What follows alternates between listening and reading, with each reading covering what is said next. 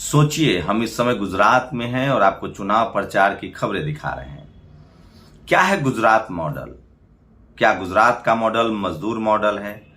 Gujarat model मतलब है डर, चुप्पी, सरकार से सवाल न पूछना, या गुजरात मॉडल है सिर्फ सत्ता के साथ हाँ में हाँ मिलाना? बड़ा गुजरात मॉडल की बारीक बातें बताऊंगा। उससे पहले कुछ और बहुत जरूरी खबरें हैं, इस वीडियो को देखिए अंत तक। गुजरात मॉडल क्या है और कैसे काम करता है वो भी दिखाऊंगा, और उसके खतरे क्या हैं, और उसमें SC ST OBC माइनॉरिटी के लिए क्या है वो भी बताऊंगा। लेकिन सबसे पहले बात रिजर्वेशन की। सोचिए, कई राज्य, राजस्थान में अभी भी 27% रिजर्वेशन नहीं है। मतलब नाम के लिए भी नहीं है, लागू तो कहीं नहीं है लेकिन नाम के लिए भी नहीं है। छत्तीसगढ़, झारखंड, इन राज्यों ने कहा है कि वो अब 27% OBC का रिजर्वेशन करेंगे। शेड्यूल कास्ट का ही बढ़ाएंगे, शेड्यूल ट्राइब का ही बढ़ाएंगे। क्या किसी सवर्ण पत्रकार ने इसकी खबर आपको दिखाई? चलिए, टीवी अखबार तो नहीं दिखाएगा। क्या जो सवर्ण लिबरल पत्रकार हैं, जिनको आप लिबरल मानते हैं, जो बीजेपी से सवाल पूछते हैं, जो हिंदू मुस्लिम में मुसलमानों के लाइन में खड़े दिखते हैं, वो भी SC ST OBC और उसी माइनॉरिटी के हक अधिकार के पक्ष में एक लाइन नहीं बोलते हैं? और संजोग से अभी मैं राजकोट में हूं, मेरे दो साथी आए थे मुझसे मिलने, मैंने यही बात उनसे कही और इसी समय दिलीप मंडल का एक ट्वीट आ गया, तो मैंने सोचा आपसे ये शेयर करूं। नमस्कार, मैं शंभू कुमार सिंह और आप देख रहे हैं नेशनल दस्तक। दिलीप मंडल ने एक ट्वीट किया है, मैं चाहता हूं कि आपको पढ़ के बताऊं। झारखंड और छत्तीसगढ़ में OBC आरक्षण 14% से बढ़कर 27% किया गया। आपके प्रिय सेकुलर प्रगतिशील एंकरों, पत्रकारों, यूट्यूबर्स ने उसका स्वागत क्यों नहीं किया? इस राज को समझते ही आपको भारतीय मीडिया का चरित्र समझ में आ जाएगा। इस मामले में कम्युनल और सेकुलर एक जगह खड़े मिलेंगे। आपके पसंदीदा सवर्ण बुद्धिजीवी एंकर पत्रकार को टैग करके पूछिए कि OBC आरक्षण पर उनकी क्या राय है। तो ये है हकीकत। जो सवर्ण, चाहे अजीत अंजुम हो, विनोद कापरी हो, अभिषार शर्मा हो, साक्षी जोशी हो, रवीश कुमार हो, जिनको आप लिबरल मान रहे हैं, उनका एक बुलेटिन दिखाइए मुझे संविधान दिवस पर, उनका एक वीडियो बताइए मुझे रिजर्वेशन के पक्ष में। मैं फिर कह रहा हूं, ये लोग हिंदू मुस्लिम की बहस को आगे बढ़ाते हैं। आपको लगता है कि हिंदू मुस्लिम की बहस में ये मुसलमानों के साथ है, मतलब अच्छे हैं। दरअसल ये RSS और बीजेपी को खाद पानी देते हैं। ये जाति के सवाल को नहीं उठाएंगे, ये कभी भी आरक्षण के डिस्कोर्स को आगे नहीं बढ़ाते। इसलिए समझने की कोशिश कीजिए। SC ST OBC माइनॉरिटी को जो भी मिला है उसी समाज के नेताओं ने दिया है। SC ST OBC माइनॉरिटी के जो भी हक अधिकार की लड़ाई है वो उसी समाज के पत्रकार, जर्नलिस्ट, प्रोफेसर, डॉक्टर, इंजीनियर लोगों ने लड़ी है। इसलिए आप जो हीरो बनाते हैं ना, अपने कंधे पर बैठाते हैं, इसको समझने की कोशिश कीजिए। वो चाहते हैं कि हम आपके अधिकार भी छीने। एक राइट हैंड है और एक लेफ्ट हैंड है। राइट हैंड सरेआम आपका अधिकार छीनता है और लेफ्ट हैंड कहता है कि नहीं नहीं नहीं नहीं, हम आपके साथ हैं। मतलब राइट भी हम रहेंगे, लेफ्ट भी हम रहेंगे, आप सिर्फ ताली बजाइए। जैसे आप क्रिकेट स्टेडियम में खेलेंगे भी हम, पैसा भी हम कमाएंगे, गुटखा भी हम बेचेंगे, कैंसर का अस्पताल भी हम खोलेंगे, राजनीति में, सत्ता में भी हम रहेंगे और विपक्ष में भी हम रहेंगे। आपको सिर्फ ताली बजाना है और यही गुजरात में हो रहा है। तो गुजरात मॉडल पर भी बताऊंगा, इस पर आप लोग अपनी प्रतिक्रिया दीजिए कि सो कॉल्ड सवर्ण लिबरल पत्रकार, वैसे मैं जानता हूं जाति के मसले पर, हक अधिकार के मसले पर ये लोग बहुजनों के साथ नहीं है। हमारे लोग हैं जो उनको देखते हैं, सुनते हैं, क्योंकि उनके पास कोई ऑप्शन नहीं है या उनकी राजनीतिक सामाजिक समझ अभी उतनी नहीं हुई, धीरे धीरे होगी। तो खैर, इसी बात पर दिलीप मंडल का एक ट्वीट आ गया था, इसलिए हमने सोचा आपको पढ़ के बता दूं। बाकी मेरी किसी से कोई दुश्मनी नहीं है, मुझे कोई आइडेंटिटी क्राइसिस नहीं है। मैं बाकी लोगों से ज्यादा मिलियन सब्सक्राइबर वाला चैनल में काम करता हूं, लेकिन आपको फैक्ट बता रहा हूं। बहुजनों के पत्रकार दिलीप मंडल हो सकते हैं, द वीक हो सकता है, नेशनल दस्तक हो सकता है, दलित दस्तक हो सकता है, तमाम ऐसे सोशल मीडिया पर SC ST OBC माइनॉरिटी के जो लोग काम कर रहे हैं उनके साथ खड़े होइए।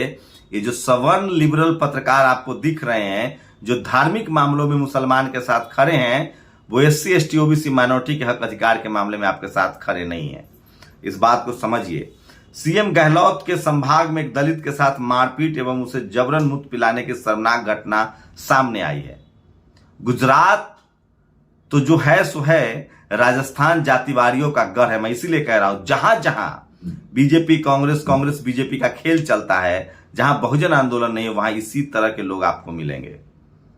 इस बार अशोक गहलोत जी को बहुत महंगा पड़ने वाला है, जिस तरह से बहुजनों पर वहां अत्याचार हो रहा है और कार्रवाई नहीं हो रही। खैर, बस फर्क इतना है कि इन राज्यों में पीड़ितों पर कार्रवाई नहीं होती है जैसे बाकी बीजेपी शासित राज्यों में होती है, लेकिन कई मामलों में देखा गया कि पीड़ित पर ही कार्रवाई होती है। जैसे जो बच्चा मटकी वाला पानी वाला घटना था, उसमें पीड़ित परिवार पर ही कार्रवाई हुई। तो ये बीजेपी और कांग्रेस के जो पूरी लीडरशिप है वो इसके लिए मशहूर है। ये वीडियो सोशल मीडिया पर देखिए किस तरह से बिहार पुलिस का वीडियो है। एक ठेले वाले को एक डंडा मार दिया। मैं दावे के साथ कह सकता हूं कि वो पुलिस वाला SC ST OBC हो सकता है, लेकिन वो रिक्शा वाला कोई बहुजन ही होगा। इस पर सख्त कार्रवाई हो। इस वीडियो को वायरल कीजिए जो देख रहे हैं। अखिलेश यादव मुझे अब पसंद आने लगे हैं।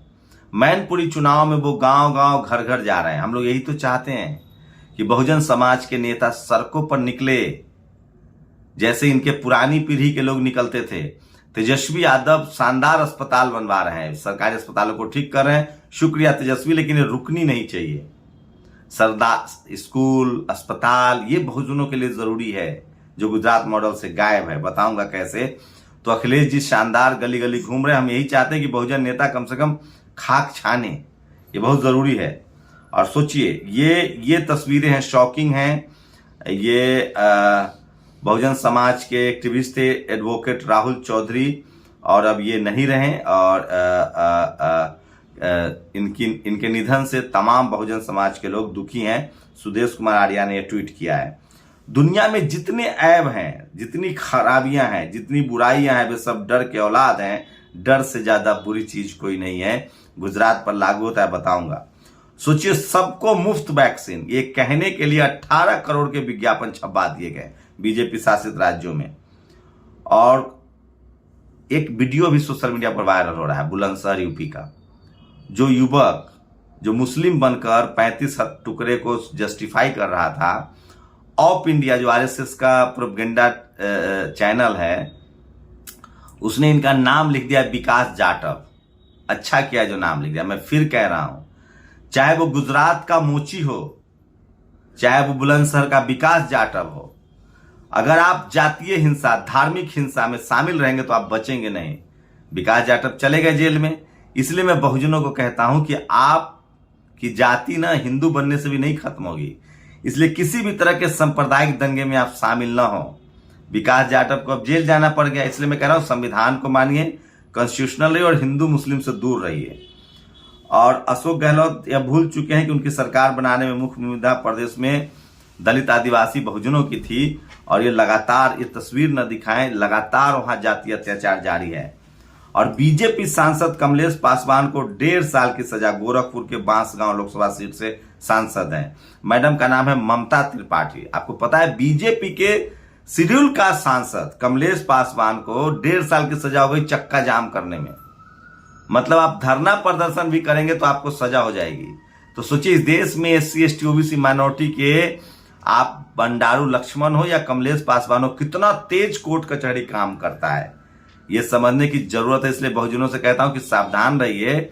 झारखंड के CM से जांच हो रही है, यही है गुजरात मॉडल।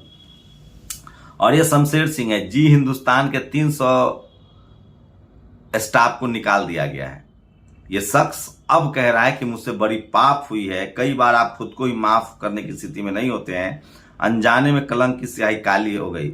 अब जब नौकरी गई है तो इनको पाप इनका दिख रहा है। इस देश का तमाम पत्रकार इसी तरह के पाप के भागीदार है। औरत बिना कपड़ों के भी अच्छी लगती है, रामदेव यादव का एक बयान सोशल मीडिया पर वायरल हो रहा है। और ये है अनिल कुमार यादव, जिनको योगी पुलिस ने गिरफ्तार किया है एक सवर्ण पत्रकार के FIR लिखाने पर। तो बहुजनों को अपने पत्रकार के साथ, अगर हम लोग अनिल यादव के साथ खड़े रहें तो ज्यादा बेहतर होगा सो कॉल्ड लिबरल सवर्ण पत्रकारों के मुकाबले। तो ये अनिल यादव के पक्ष में खड़े हुए जिनको पुलिस ने गिरफ्तार किया है, जैसे सूर्य कुमार यादव के साथ आप लोग खड़े थे जिनको BCCI ने टीम से बाहर कर दिया था। तो ये जातिवाद की बड़ी खबरें जो मैं दिखाता हूं। यूपी में चंद्रशेखर रावल लगातार अखिलेश यादव, जयंत चौधरी और तमाम जो बीजेपी के खिलाफ जो लिबरल फ्रंट है उसके लिए काम कर रहे हैं। अब मैं आता हूं, मेरी पैदाइश बिहार की है, मैंने डेमोक्रेटिक हाजीपुर से हूं, तो डेमोक्रेटिक सिस्टम को देखा है, रामविलास पासवान, शरद यादव, लालू यादव तमाम। गुजरात देख रहा हूं, घनघोर चुप्पी है, ओबीसी की हालत सबसे ज्यादा खराब है, गरीबी है, लाचारी है। गुजरात मॉडल दरअसल मजदूर मॉडल है। 10 से 12 हजार में आपको फैक्ट्रियों में काम करना है, 8,000 स्कूल सरकारी बंद हो गए हैं, अस्पतालों की बुरी हालत है, और बिजनेस में आधा से कम पटेल हैं। पटेल भी बहुत ज्यादा स्थिति में नहीं है, जो किसान पटेल है उनकी हालत दुर्दशा खराब है। ओबीसी की हालत सबसे ज्यादा दयनीय है, वो मजदूर बन गए हैं। यहाँ कोई कलेक्टर, चपरासी, IAS, PCS, doctor, engineer, professor की नहीं सोचने ही नहीं दिया जाता है। पिछले 27 सालों में 3 जनरेशन को धार्मिक रूप से कर्मकांड में धकेल दिया गया है। स्कूल अस्पताल बंद है, एजुकेशन नहीं है, और लोगों को मजदूर बना दिया गया ताकि सत्ता से सवाल न पूछे और उनकी सत्ता चलती रहे। यहां जैसे ही कैमरा निकालिएगा लोग हट जाते हैं, और जैसे ही कैमरा बंद कीजिएगा वो बाटला, महंगाई सब बोलने लगते हैं। एजुकेशन समझ में नहीं आता। तो सोचिए, यही है न्यू एजुकेशन पॉलिसी आरएसएस की। आप कल्पना कीजिए, आरएसएस की सत्ता अगर इस देश के हर राज्य में आ गई, बिहार में, यूपी में तो है ही, लेकिन यूपी में अभी राजनीतिक समझ है लोगों की, 27 साल नहीं हुआ है। अगर बीजेपी, आरएसएस इस देश में 20 साल रह जाती है तो ये देश मजदूरों का देश हो जाएगा। उसी को आप गुजरात मॉडल कहिए या मजदूर मॉडल कहिए, और कैमरा पर वही बोलेगा जो सरकार के साथ है। सरकार से आप सवाल नहीं पूछ सकते हैं। लब्बुल्लू अब यही है गुजरात मॉडल।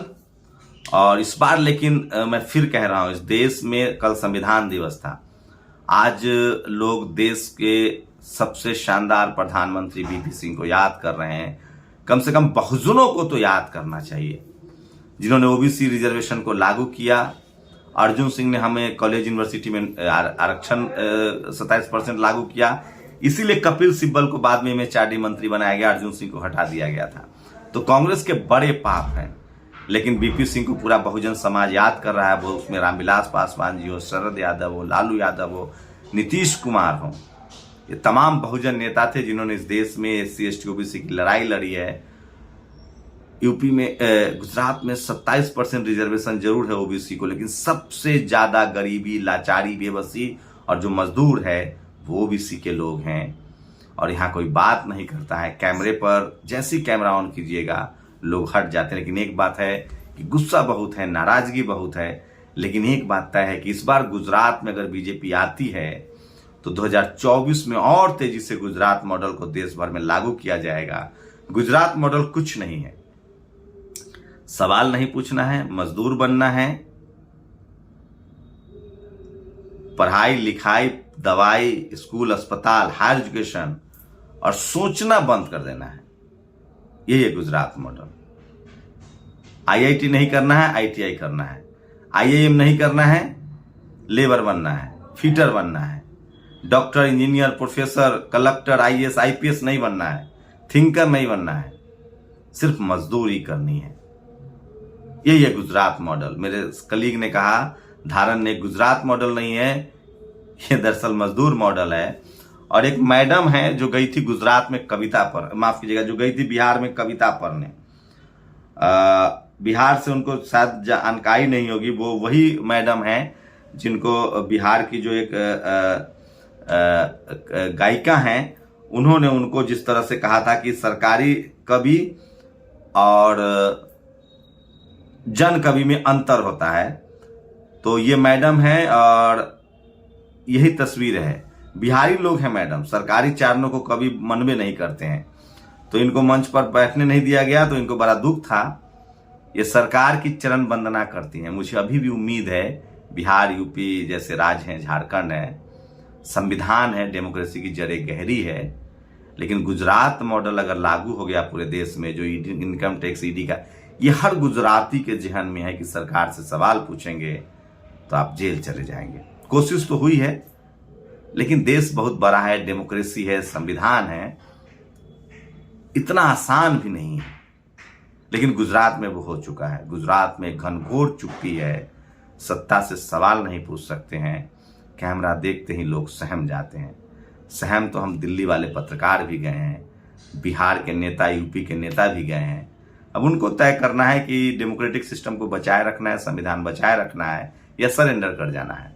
मुझे लगता है कि इस देश को आज़ादी बहुत संघर्ष से मिला है, संविधान मिला है, और खासकर SC ST OBC माइनॉरिटी का तो सारा हक अधिकार संविधान में है, डेमोक्रेसी में है। उनको कम से कम संघर्ष करना चाहिए। आप लोग अपनी प्रतिक्रिया जरूर दीजिए। शुक्रिया। नेशनल दस्तक की आपसे गुजारिश है कि अगर इसको बचाना चाहते हैं तो नेशनल दस्तक को सब्सक्राइब करने के लिए रेड कलर के सब्सक्राइब बटन को दबाएं, फिर बेल आइकन की घंटी दबाएं। नेशनल दस्तक को बचाने के लिए बहुत जरूरी है कि हर खबर को शेयर करें, लाइक करें, कमेंट जरूर करें।